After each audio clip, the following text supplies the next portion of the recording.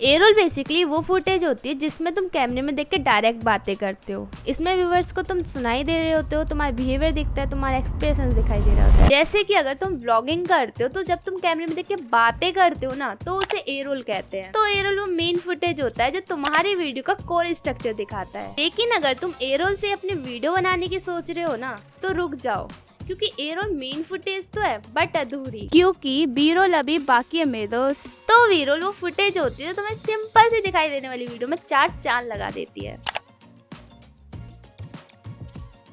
देखो, तुमने अच्छे से रिसर्च करके एक स्क्रिप्ट लिखी और लाइटिंग और कैमरा और बार बार रीटेक्स लेने के बाद तुमने एक परफेक्ट ए रोल शूट किया और फिर उसे अपलोड कर दिया और अब तुम खुश हो। बट व्यूज तो अभी भी 0 है, नहीं आएंगे व्यूज। लेकिन क्यों? क्योंकि ऑडियंस रिटेंशन कम है। वो क्या होता है? ऑडियंस रिटेंशन मतलब होता है तुम्हारी ऑडियंस तुम्हारी वीडियो कितनी देर तक देख रही है। और सिर्फ ए रोल का यूज करना तुम्हारी वीडियो को बोरिंग बना देता है, इसलिए बी रोल। क्योंकि बी रोल तुम्हारी वीडियो को विजुअली इंटरेस्टिंग बनाता है, हेंस तुम्हारी एंगेजमेंट बढ़ती है और उसके साथ साथ व्यूज। अब तुम्हें पता चल ही गया होगा कि ए रोल और बी रोल में क्या डिफरेंस है और ये तुम्हारी वीडियो के लिए कितना जरूरी है। अब जानते हैं इसे बनाते कैसे हैं। तो देखा जाए तो आर्ट में सबसे मेन चीज जो होती है वो होती है क्रिएटिविटी। तो तुम्हें अपनी क्रिएटिविटी का यूज करके एक आइडिया ढूंढना होगा, जिसके लिए तुम काफी तरीके यूज कर सकते हो एक अच्छा आइडिया ढूंढने के लिए। मेरा फेवरेट है क्रिएटर स्टूडियो का रिसर्च पैनल। यहाँ पे मुझे अपनी नीश से जुड़े सारे आइडियाज आसानी से मिल जाते हैं, या कभी वॉक करते करते आ जाते हैं।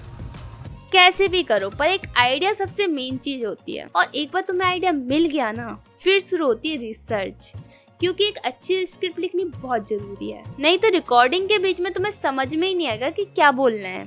इसलिए रिसर्च करो, और कैसे करनी है ये मैं तुम्हें अपनी नेक्स्ट वीडियो में बताऊंगी।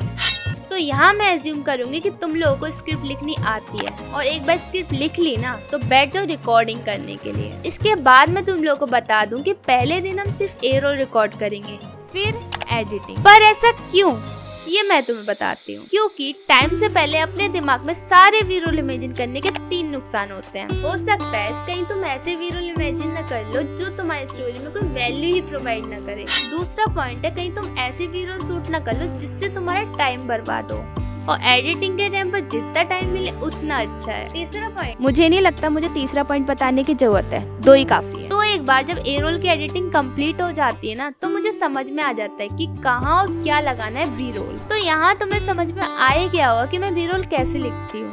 पहले मुझे भी दिक्कत होती थी बी रोल लिखने में, पर सिंपल सा फंडा है, तुम्हें कहानी सुनानी नहीं है, तुम्हें कहानी दिखानी है। तो ए रोल में कहानी सुना दी और बी रोल में दिखा दो।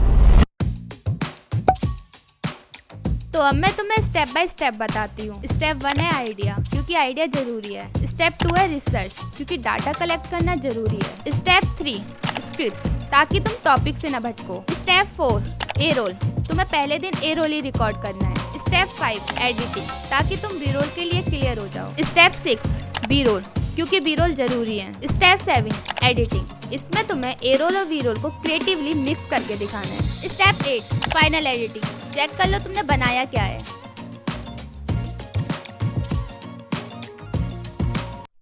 फिर क्या, अपलोड कर दो।